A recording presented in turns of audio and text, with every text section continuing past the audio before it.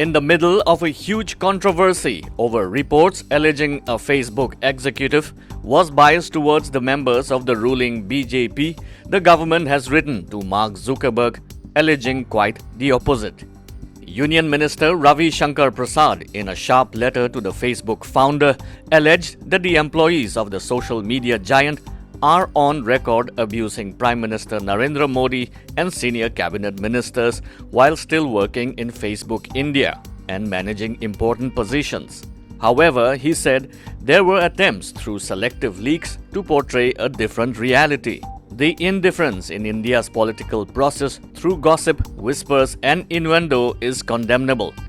The IT minister wrote he had been told that in the run-up to the 2019 election, there was a concerted effort by the Facebook India management to not just delete pages or substantially reduce their reach, but also offer no recourse or right of appeal to affected people who are supportive of the right of centre ideology.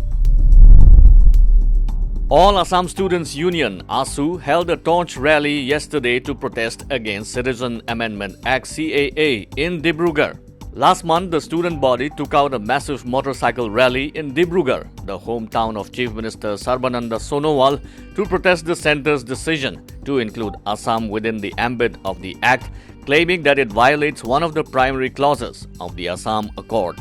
The bike rally comprised hundreds of All Assam Students Union members who began the protest march from the Chowki Dingi area and passed through the major roads before stopping in front of the Chief Minister's house in Lakhi Nagar area to raise slogans against the CAA. The protests, which broke out in early December last year in major parts of the state, were suspended due to the restrictions imposed to curb the outbreak of the novel coronavirus. Nagaland Foothills Road Coordination Committee members, along with PWD R&B Dimapur officials and representatives of adjoining villages, undertook a joint survey assessment visit to Newland sector on August 31st for construction of motorable road within this working season. The coordination committee stated that the PWD chief engineer, in a letter to respective divisional executive engineers, directed the engineers to submit detailed report within a stipulated time for final assessment to restore the entire foothill stretch to a motorable road in the ensuing winter season as desired by the Naga public.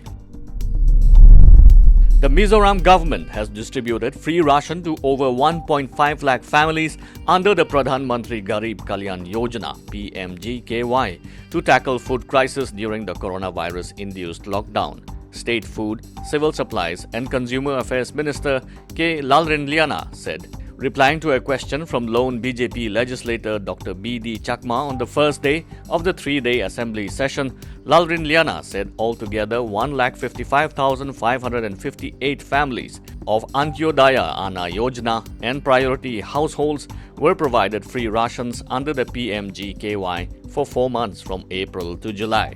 He said the government would also distribute free rations for another 4 months from August to November. In sports, Chelsea has reportedly placed an 80 million price tag on midfielder N'Golo Kante amid rumored interest from Inter Milan. Inter boss Antonio Conte signed Kante from Leicester City when he was Blues manager, and the pair won the Premier League title and the FA Cup together. According to the Express, he wants to reunite the Frenchman at the San Siro ahead of next season. It has been suggested that Conte would like the midfielder on loan with a view to permanent deal further down the line. Frank Lampard and Blues Chiefs are keen to sell Kante and have placed a massive 80 million valuation on his head. With positive cases rising all across the nation, the COVID-19 status of northeastern states are: